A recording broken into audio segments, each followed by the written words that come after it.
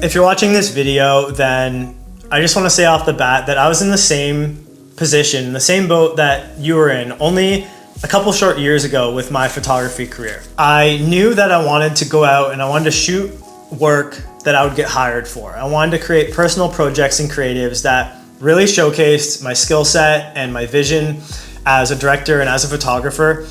But one of the hardest parts for me and the biggest unknown was taking simple creative ideas that I had in my head and actually being able to have the skill set and the information to bring those to life in a way that I'd ultimately be proud of. Because really good and professional photography productions aren't just, messaging somebody and just going out and shooting and spraying and praying and hoping you come back with a body of work and imagery that you really like. There's a lot of really important steps involved that I don't think are often talked about, but they're the absolute key between work that I think is amateur and work that can be seen as professional. So in this video, I'm gonna share with you step by step how I shot this creative in the mountains. I'm gonna go over how I scouted locations, how I found models and worked with agencies, how I planned the initial creative vision and made storyboards and treatments, and ultimately how I actually approached being out in the field and shooting and directing and posing the model. And basically, I just want to share everything that I learned so that you can go out there and create a body of work and personal projects that will help you elevate your career. Okay, so the first step of your pre-shoot planning, everything begins with a creative idea. It's just like how a musician will start writing an album or a painter or writer will start writing a book. You have this creative idea in your head as a photographer or as a director, and you want to hone in on that vision and, in this case, create a mood board, which is essentially a collage of all the imagery that serves to guide and support what you're picturing in your head. Traditionally, this process of creating a concept imagery or mood board was done through combing through magazines or photo books. However, these days in our modern world, it couldn't be easier than ever before because we have Instagram, we have Pinterest, we have stills.com. We have so many resources that we can use to screenshot or save imagery and create folders, and it's kind of a constant work in progress over time. But the more you do this, the better you're gonna get at it. And recently, I've loved the work of Brian Chorsky. He's a photographer, film photographer mainly, based in California, as well as Sam Elkins. And I think most of the photos in this mood board are inspired by those two photographers because they really, I think, nailed the vision of sort of the feeling and what I wanted to create in this shoot, and also the locations of shooting in the mountains, by lakes, in the Alpine. And I thought using their photos as references for this mood board was perfect to kind of come together and for me to be able to create my own unique vision, kind of using their work as a springboard. And so this mood board for me, when I'm looking at it, it's really referencing a number of things. It's showing the locations we're gonna shoot at. It's showing some ideas for styling and outfits. It's showing a bit of vibe, like this really fun and carefree, wanderlust kind of feeling of just being outdoors and recreating, having fun, and basically just like living it up. The next step from there of shoot planning was to figure out the location that I wanted to shoot at. And so living here in Vancouver, BC, we're right in the mountains. And so this is an element that really informed my concept for this shoot because I knew I could maximize and take advantage of very local and easily accessible locations that were not that hard to get to, but incredibly beautiful. And so there's this lake I go to all the time in the summer called Mystery Lake, and you can basically drive up the mountain to get to the ski resort. And from there, it's like a 15 or 20 minute hike just to this beautiful, completely majestic, untouched alpine lake. After I came up with my mood board and I came up with my location, the next step was to find talent.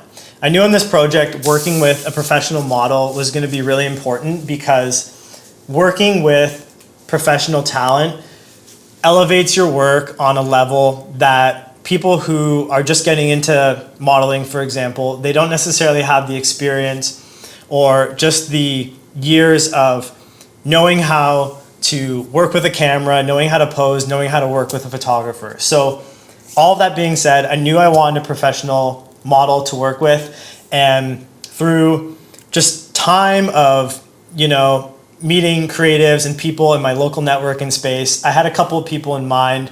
One of them is one of my friends, Kristen, and she actually runs her own model and talent agency, but she's a model herself. So I reached out to her and her agency, Home Team Models, and I sent her this mood board and just a couple super short sentences or paragraphs just to give her an idea of what I had in mind for this creative shoot. And as photographers, it's really important to be super professional when you're reaching out to agencies and wanting to work with models, because the more dialed in you are, they're gonna immediately see that and respect that, and they're gonna wanna work with you. And so this is a beautiful sort of synergy or trade that happens, because as a photographer, I brought my skill set, and as a talent or a model, Kristen and that agency provided their services in exchange for both of us bringing our skill sets to the table. In regards to casting talent, one of the big things for me that I look for is somebody who really just exemplifies and is true to the creative vision you have in your head. So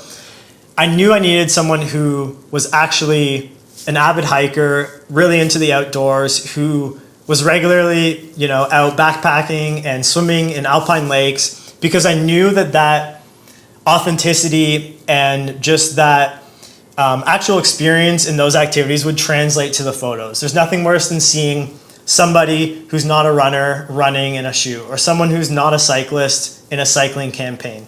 Because if you know that activity in that sport, you just see through it right away, and it doesn't feel true or honest. It doesn't feel real. The next step for me on this shoot, once I had the talent locked in, was to discuss with her on previous projects or on other creatives how she usually worked with photographers or producers. Did she prefer to have somebody come in and do her hair and makeup? Did she prefer to have a stylist come in? Or was this something, in this case, we could kind of keep pretty bare bones and handle ourselves? And in this case, it was the latter.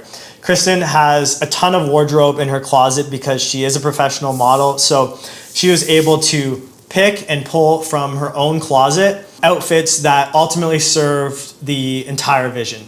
As you can see in all these images, yes, they're all swimsuit heavy, but they're also active hiking outdoors. And so I think there's a certain brand or image associated, an aesthetic associated with these that translates really clearly. And in case it doesn't, I actually had a couple conversations with Kristen just to go over what wardrobe options she had in her personal closet, which colors, which shorts, which shoes, which tops. And together we texted and messaged back and forth to ultimately refine a couple of looks that we could use to go through on this shoot day.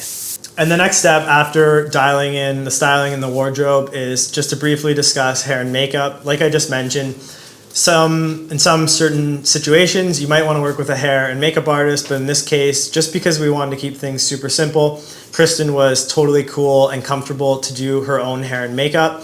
And as a bonus, it kind of adds to the fact that because this is, outdoors, hiking, we wanted to keep it natural and authentic. It wasn't really hair or makeup heavy. I wanted to lean into everything just feeling really natural.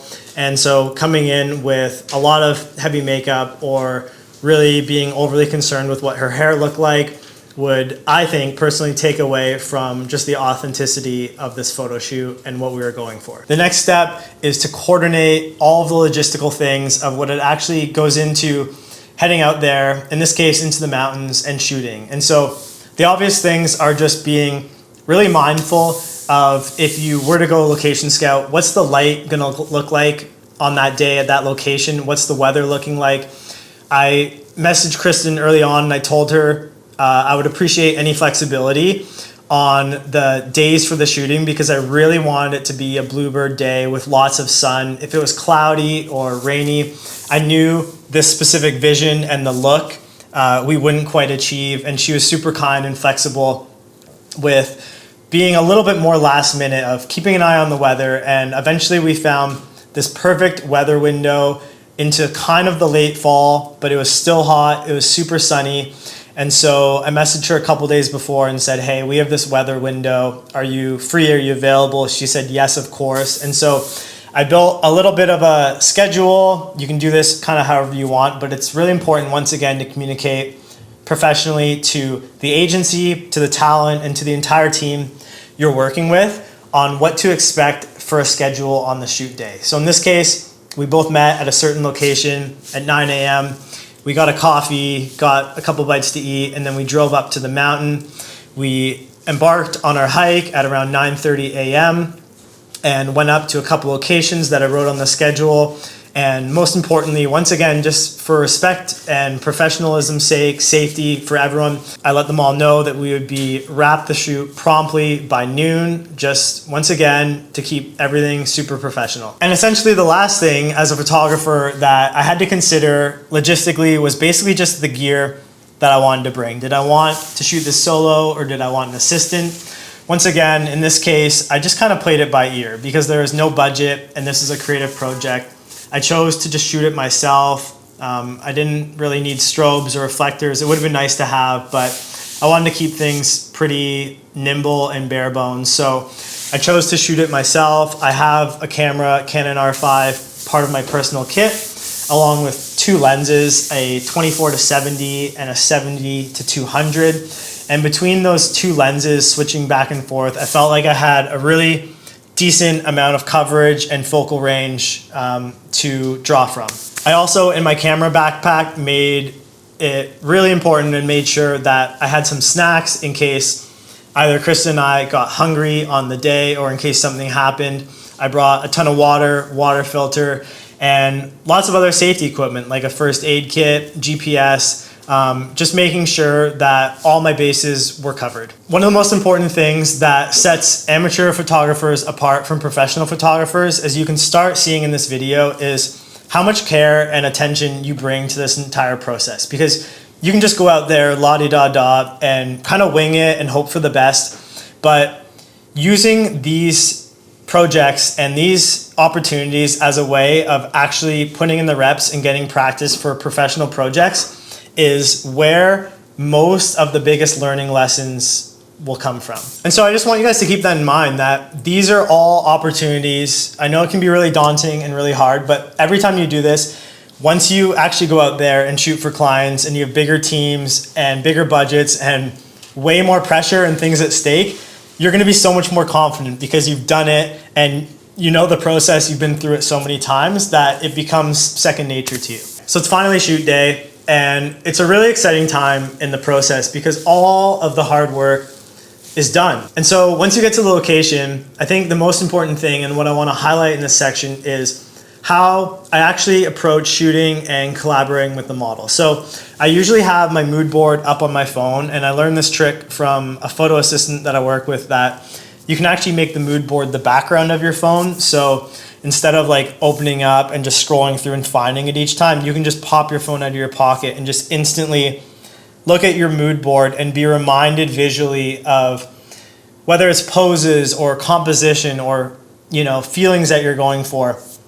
You can keep looking at that whenever you're stuck or you're feeling uninspired, and you can use that as a bit of like a fallback throughout the shoot. But first and foremost, once I get to a shoot, it is really, really important as a photographer just to make the model or the people, the team you're working with, feel comfortable and be yourself. And I know it sounds cheesy, but create a relationship or a friendship that kind of goes beyond this sort of artificial interaction of just coming together and meeting for a photo shoot. Take interest in the people that you're working with and develop a bit of a relationship with them. Make sure you're both comfortable so that when you start working and shooting together, there is just like this really solid and good connection and the safe space to experiment, try different things, make mistakes, and just communicate all this and just be real, be fun, and it's really going to translate into the final photos that you ever get from shooting any project. So throughout the shoot, when Krista and I first started, one important thing I saw right away was that she has this super cool old truck, and she ended up telling me that her dad works on trucks and she's had a bunch of them, but this is like a really, really old truck with a lot of cool characters. So I knew right away, even though this wasn't specifically in the mood board, that I wanted to kind of jam and be a little bit spontaneous and just roll with that. So we started the scene right in the parking lot at the beginning of our hike, and we shot some photography of her just getting her backpack ready and trying to tell more of a story rather than just boom, we're instantly up in the mountains. I wanted this to be a little bit more like narrative or editorial in nature. So we started the scenes with her just getting ready at the truck. From there, we started a hike up the mountains, and we got to a location that I actually didn't expect to shoot at all, but the sun was just coming down at the perfect part. It created these really nice like light rays and fog off of the lake. And so through just, once again, spontaneity and serendipity, Chris and I both got so excited when we saw this and we saw this light, and we kind of just jammed right into her going down to the pond or this little mini lake and just sort of like exploring, looking at it, dipping her hands and toes in the water. And she even saw this really pretty plant that like a flower that she picked up. And it was so funny because at the moment, I didn't even know that, I couldn't remember that this shot of this woman sniffing the flowers was on the mood board. But I guess subconsciously it kind of was, because we ended up getting that shot, which I thought was a really cool moment. And it really shows the impact of creating mood boards ahead of time and then kind of just forgetting about them in a sense as well. After that epic moment, we were both kind of riding high. We got an incredible start to the shoot. We were just grooving, kind of getting settled into the shoot. And so we hiked up and then we finally got to the lake. Kristen had never been there. And so that was super exciting because I wanted, as a photographer, to capture just like her stoke of getting to this alpine lake. It's such a beautiful spot. And so I really let her take the lead on sort of like poses and actions and stuff to do. But we really wanted to lean into like the hiking aspect there because she had her hiking shoes on and her backpack. And so we had a couple poses in the mood board and a couple things that, I've just seen elsewhere that I kind of use to draw from. And same with her experience. I'm sure she's seen stuff that translates really well as a model. So we both just jammed and vibed back and forth and tried a bunch of different things. Some things didn't really work and some things had a lot of potential. So we spent more time with those. After that, we went up to like sort of this next wardrobe or this next scene, which is basically like getting ready for a swim in the alpine lake. And so a lot of the imagery here, once again, on this mood board kind of inspired that, but there's just some moments of her like sitting on the rocks or like plunging into the cold water. Because it was late fall, this lake was actually freezing, so we didn't have a ton of time to actually shoot her swimming because it was so cold. But a lot of this surrounding moments and these surrounding feelings of her just like hanging out, drying off or toweling off or just like sunbathing, I think it's really important to hone in on these smaller, more relatable and candid moments. And that's what we did in this part of the photo shoot. Post-shoot, so we did it. We had an incredible shoot. We were both super stoked with what happened. I basically went through and I selected all of the proofs. So from the, let's say, I think I took about 2,000 or 3,000 photos this day. I narrowed it down to a couple hundred where I uploaded to a website and I sent to Kristen. And together, we both made a bit of our selects of, I try to narrow these down to like 20 or 30 images. I find any more than that is too much. And I think that's kind of a sweet spot for just a nice quality over quantity kind of number of imagery. And I always send my images to the model because models see different things than you would as a photographer. As a photographer, I'm looking only, I shouldn't say only, but I'm looking mainly at like light and composition and less at the actual model's like facial expressions or pose or which angles are flattering for them. And sometimes a model, most of the time, models really know what is best for them. So I got Kristen's feedback, and from there, we narrowed together to our final selected images, which I post-processed. I kind of go back and forth between Lightroom and Capture One, but lately I've been really digging Capture One. I think there's just more fine-tuning and nicer controls. So I edited all these in Capture One.